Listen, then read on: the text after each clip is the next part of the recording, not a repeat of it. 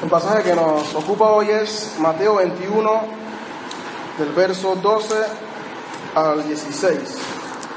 Va a decir el 17, pero el 17 en realidad va a ser tocado en la próxima enseñanza. Así que buscamos Mateo 21, del 12 al 16. Ténganlo ahí y antes de leerlo, solamente para recordar qué está pasando. Ya Jesús entró a Jerusalén, esta es su última semana. La enseñanza que escuchamos el domingo pasado pasó un día domingo. Lo que vamos a escuchar hoy pasó un lunes.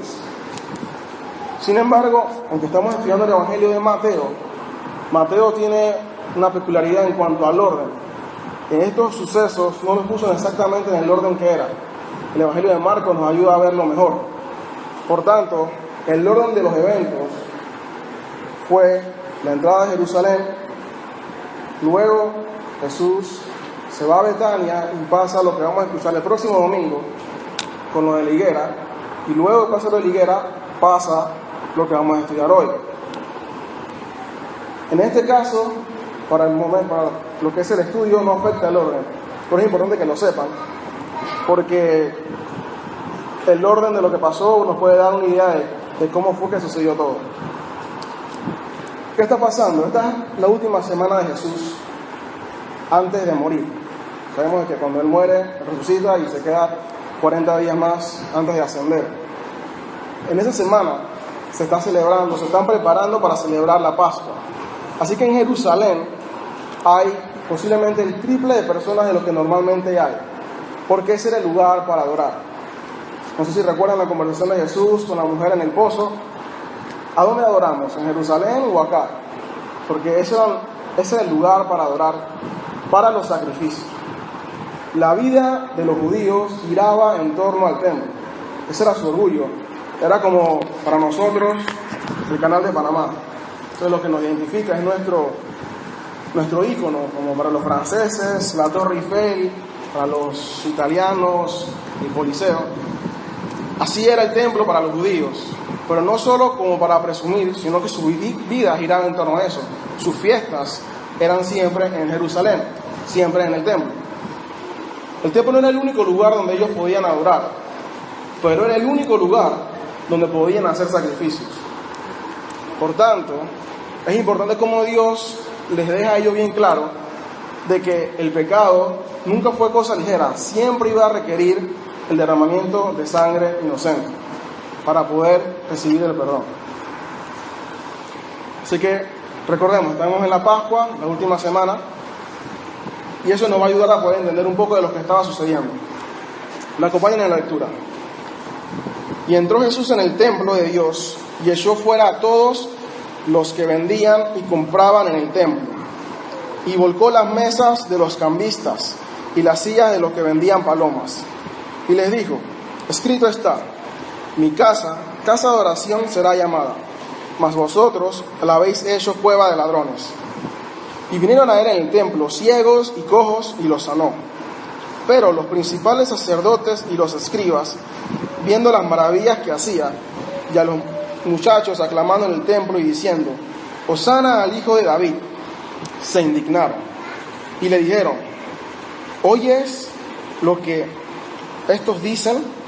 Y Jesús les dijo: ¿sí? ¿Nunca leísteis? De la boca de los niños y de los que maman perfeccionaste la alabanza. Y dejándolo salió fuera de la ciudad a Betania y posó allí. Otro dato curioso es que Mateo, Marcos y Lucas narran la purificación del templo al final. Juan la narra en el capítulo 2, lo que hace a muchos eruditos pensar de que no es que es el mismo evento, sino que hubo una al principio de su ministerio y esta al final, en la última semana antes de morir. También esa otra purificación fue en la Pascua. Así que ya sabemos el orden y que esta es la última purificación antes de que muera. En el versículo 12 dice que Jesús entró al templo. Marcos, en el capítulo 11, nos da un poquito más de luz. Jesús, cuando entró en el pollino, subió al templo, vio qué estaba pasando y se fue a Betania. como a 3 kilómetros de allí, no era muy lejos la distancia. En Betania vivía Lázaro, por cierto, con las hermanas, así que era muy probable que se hubiese quedado con ellos. Así que en la mañana siguiente pasa el episodio de la higuera que veremos el próximo domingo y llega a Jerusalén directo al templo, justo en lo que dice Mateo. Entró Jesús en el templo de Dios y echó fuera a todos los que vendían y compraban en el templo y volcó las mesas de los cambistas y las sillas de los que vendían palomas. Aquí vamos a ver a Jesús en una escena que nunca antes habíamos visto. Jesús entra al templo y saca a los vendedores, cosa que no hace sentido, vendedores en el templo. ¿Por qué? Y vuelca las mesas de los cambistas. Un episodio de ira, sin duda alguna, como nunca antes se había visto de Jesús, por lo menos en el Evangelio de Mateo. ¿Por qué había vendedores en el templo? ¿Y qué eran esos cambistas? En Levítico, cuando Dios le da la orden al pueblo de Israel de celebrar la Pascua, le dice cómo celebrarla. Había que sacrificar un cordero sin mancha. Pero si no se podía sacrificar un cordero, para la gente que no tenía ganado o los que no tenía el recurso para comprar uno, le dio la opción: compren 2 tórtolas, 2 palomas, con ciertas especificaciones. Ahora, los que hacían el sacrificio eran los sacerdotes.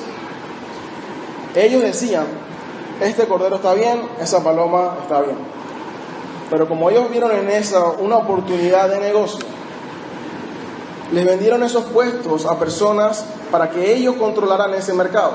De manera que no era obligatorio comprarlo, pero al tú llevar tu cordero que tú considerabas bueno, te corrías el riesgo muy alto de que te dijeran: ese cordero no está bien, tiene algo en la uña, algo en la oreja. Por aquí tenemos los certificados por los sacerdotes oficiales de Israel. Te cuestan el doble porque son los certificados, pero si quieres adorar, aquí están los corderos. Así que no había más opción que comprar esos corderos. No tenías plata porque eran el doble de caros. Bueno, tenemos las palomas. Y la comparación que hace un historiador acerca del precio de las palomas era que una paloma te podía costar normalmente en nuestra moneda 25 centavos, pero en el templo te costaba $2. Así de caro era. Pero no había más opción. Y eso está sucediendo en el templo. Ahora, me hubiese gustado poder enseñarles cómo estaba el plano del templo para que entiendan un poco mal. No estaban dentro del templo como podemos imaginarlo aquí en la iglesia. El templo de Israel en Jerusalén tenía muchas fases, muchas divisiones. Apenas uno entraba a la primera muralla, había un primer patio. Había 4 patios. El primer patio era el patio de los gentiles. Ahí era donde estaban los vendedores y los cambistas. ¿Por qué había un patio para los gentiles? Que Dios siempre se preocupó de que no solamente los judíos, sino que los gentiles tuvieran acceso a conocer al único y verdadero Dios. Pero obviamente para los judíos eso no tenía tanta importancia y decían: usa ese espacio, ahí podemos vender bien. Llega la gente aquí, compra y luego entra, dejando a los gentiles sin opción de adorar, porque había letreros del patio de los gentiles para la siguiente fase, donde que si un gentil pasaba, entraba bajo su propio riesgo de muerte. O sea, básicamente me estás diciendo: este es el lugar que tengo para adorar, por aquí lo que hay es un mercado, y yo no puedo pasar, yo no puedo hacer nada aquí. El gentil estaba vetado, no oficialmente, pero estaba vetado por la práctica de poder adorar a Dios. Eso estaba pasando en ese patio del templo. Jesús ya lo había visto. Él llega directo y lo vuelca, porque obviamente eso le indignaba. Cuando él hace esa muestra de ira, de levantarlo, yo me imagino que mucha gente pudo haberse sorprendido. Pero ahora en medio de eso, Jesús cita la palabra. Versículo 13 dice: y les dijo: escrito está, mi casa, casa de oración será llamada, mas vosotros la habéis hecho cueva de ladrones. Jesús llega al templo, saca a la gente. En Marcos dice que no permitía que nadie con utensilios pasara. O sea, eso fue: sacamos a todos aquí. Y comienza a hablar con autoridad. En cualquier otro momento Jesús hubiese estado arrestado. Las autoridades, los guardias, no hubiesen permitido ese desorden. Pero Dios permitió que eso sucediese, porque Jesús tenía toda la autoridad para hacerlo. Mi casa, dice en el versículo 3, es el lugar de Dios. Y lo que es de Dios es de Jesús. Son un solo Dios. Él tenía todo el derecho de poner esa casa en orden. Por cierto, no le dije el título de la prédica. Es el Rey Reforma. Cuando llega Jesús ahí, al templo, sacando y poniendo orden en todo lo que estaba pasando, muchos podían preguntarse, ¿y este quién es? ¿Por qué haces esto? Y Jesús cita la palabra diciéndole, esta es la autoridad que yo tengo. Hoy en día no necesitamos ir a un templo para presentar un sacrificio, porque ahora el sacrificio ya fue hecho. Unos 6 días más tarde, o 5 días más tarde, Jesús hizo el sacrificio perfecto, lo que nos da el acceso. Si queremos ir al Padre, el único camino es Jesús. Y hoy Él mora en nuestros corazones. Hoy nosotros somos ese templo del Espíritu Santo, templo de Dios. Y así como Él llegó con autoridad al templo físico en Israel y puso orden ahí, Él tiene toda la autoridad para poner eso en tu vida si Él mora ahí. Tú no eres dueño de tu cuerpo ni de tu vida si Jesús mora en ti. Y Él puede llegar con esa autoridad y sacar todas esas cosas que estás haciendo mal, todos esos vendedores, esos cambistas, esas cosas que te distraen, que lo único que hacen es poner prioridad a tu pecado en vez de vivir una vida de adoración. Él puede llegar de golpe y sacarlo, acabarlo todo, porque Él es el Señor, Él es el Rey. Y sobre un rey no hay nadie que le pueda decir algo. Él tenía todo el derecho de hacerlo en ese momento y tiene todo el derecho de hacerlo hoy en tu vida. Si consideras, si analizas, como Pablo nos exhorta a examinarnos constantemente, de que hay vendedores, que hay cambistas que están dando prioridad sobre la adoración de Dios o bloqueando a que otros adoren, que no se ve eso en nuestras vidas, te recomiendo y te exhorto a que lo hagamos antes de que Él llegue y haga un episodio como ese. Cuando Jesús llega, Él no va a tolerar que se haga algo que lo ofenda. Y constantemente nosotros luchamos con eso. Así que es muy importante de que siempre podamos analizar qué estamos haciendo y cómo lo hacemos. Lo que Él dijo en el versículo 13, como les mencioné, era citar la Escritura. La primera parte, mi casa, casa de oración será llamada, está en Isaías 56, 7.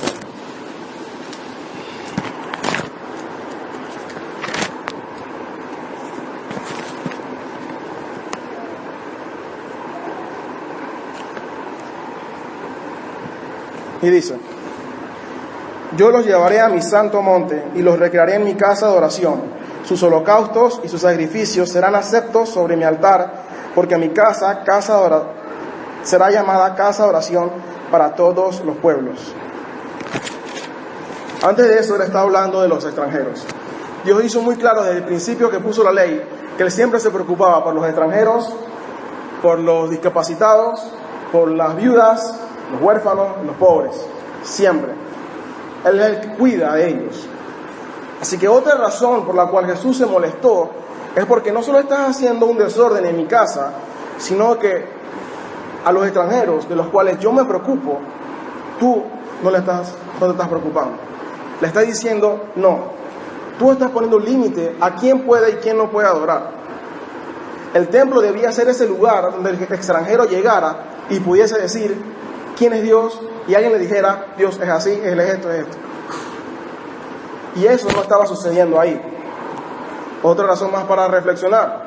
Puede el extranjero, el inconverso, llegar a ti y preguntarte quién es Dios o por qué eres diferente. Se supone que debemos ser diferentes. Y ver en ti ese reflejo de Dios, que era lo que el templo debía hacer para los extranjeros. Hoy ese templo no existe, porque ese templo somos en cada uno de nosotros, nuestro cuerpo. Nuestra vida debe reflejar eso. El extranjero que quería conocer a Dios iba a Jerusalén al templo. El que quiera conocer a Dios, que no lo va a ver, debería poder verlo en cada uno de nosotros. Cualquier cosa que hagamos que bloquee eso es causa de ira para Jesús. La segunda parte, cueva de ladrones, lo dice en Jeremías 7:11. Vayamos a Jeremías. Y dice: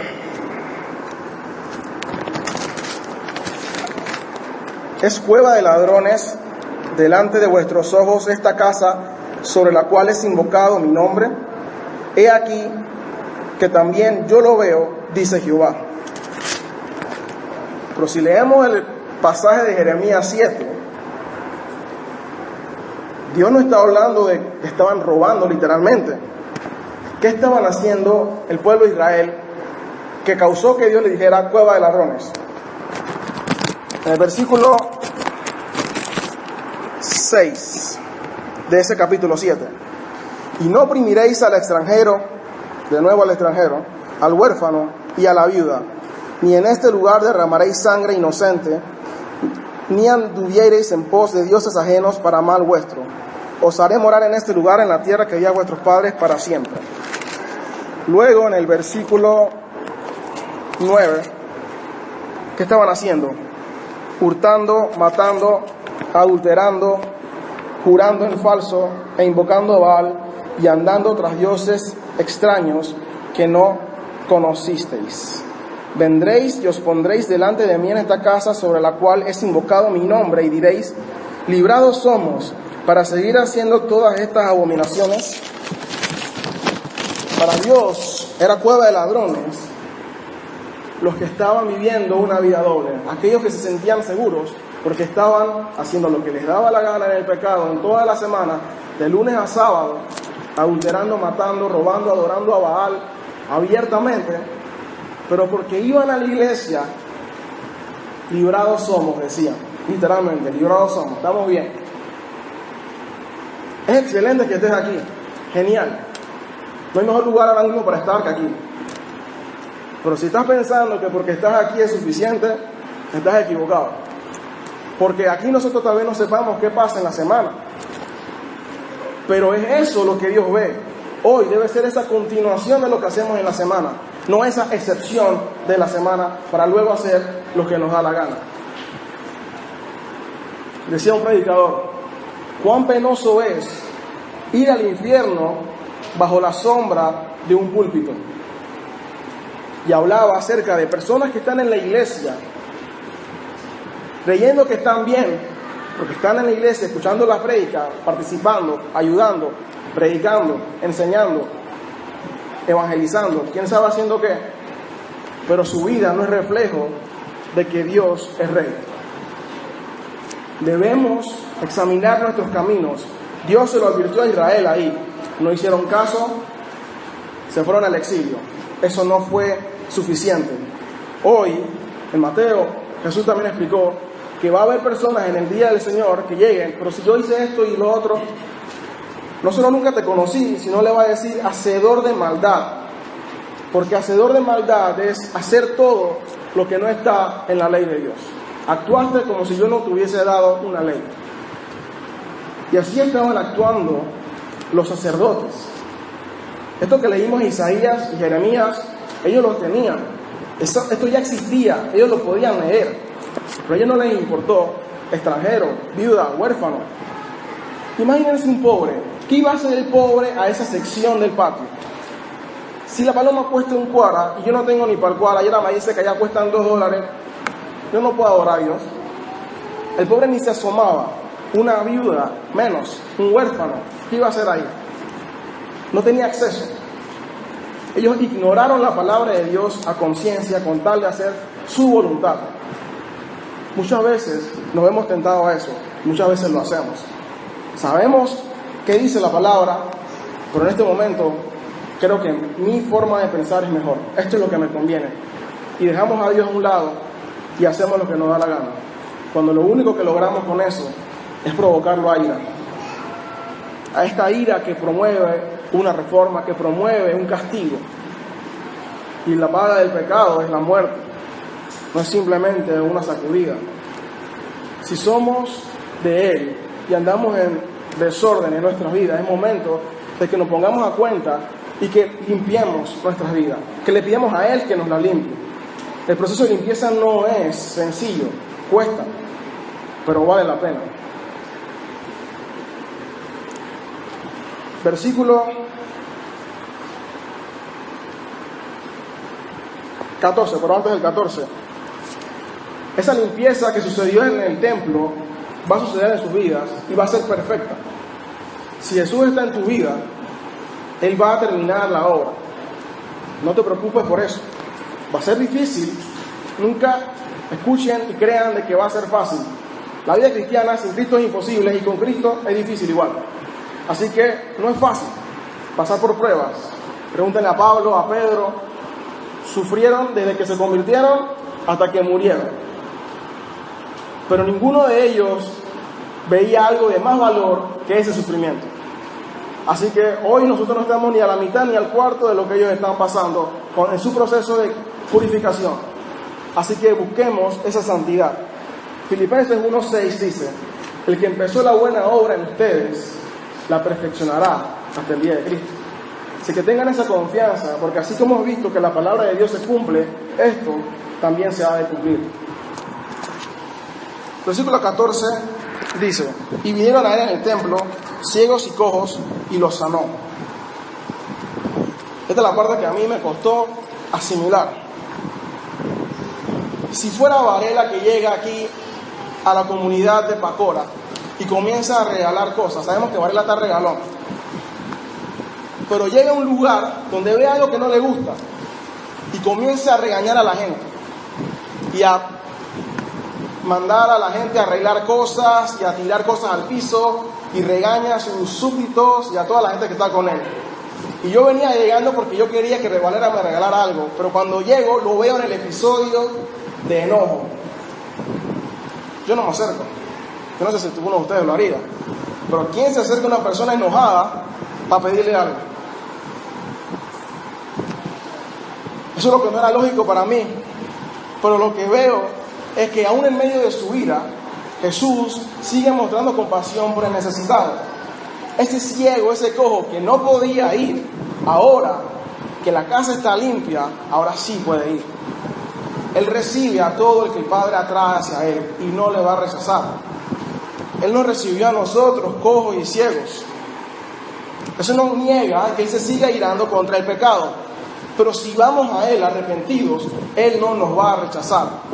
Y esa fue la confianza que esos ciegos y esos cojos tuvieron para decirle a alguien: ayúdame a llegar allá arriba porque yo sé que Él me va a sanar. Dios los atrajo a Él y Él mostró su compasión. Segundos después de haber volcado las mesas y sacado a la gente que estaba en pecado, Él recibe al que va arrepentido, al que va necesitado de Él. Así nos atendió a nosotros, cojos, ciegos, y nos sanó. Hizo el milagro. Llega y los hace caminar, los hace ver, porque a Él le importa el necesitado. Y si a Él le importa el necesitado, a mí también me debe importar el necesitado. Versículo 15. Pero los principales sacerdotes y escribas, viendo las maravillas que hacía, y a los muchachos aclamando en el templo y diciendo: Hosana al Hijo de David, se indignaron.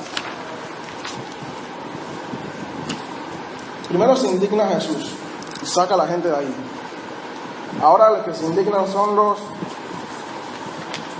los sacerdotes y escribas. Y aquí surge la pregunta. Indignación es sentimiento de enfado que provoca un acto que es caracterizado o se llama injusto, ofensivo o perjudicial. A los fariseos, a los sacerdotes les pareció una ofensa que los muchachos, posiblemente de 12 años, que llegaban a su primera Pascua, estuvieran diciendo: Hosana al Hijo de David.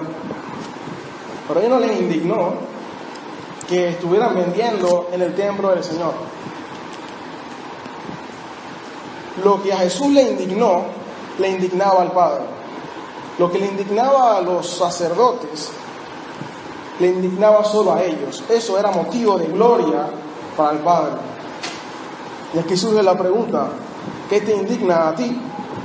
¿Qué te causa enojo? ¿Qué te causa molestia?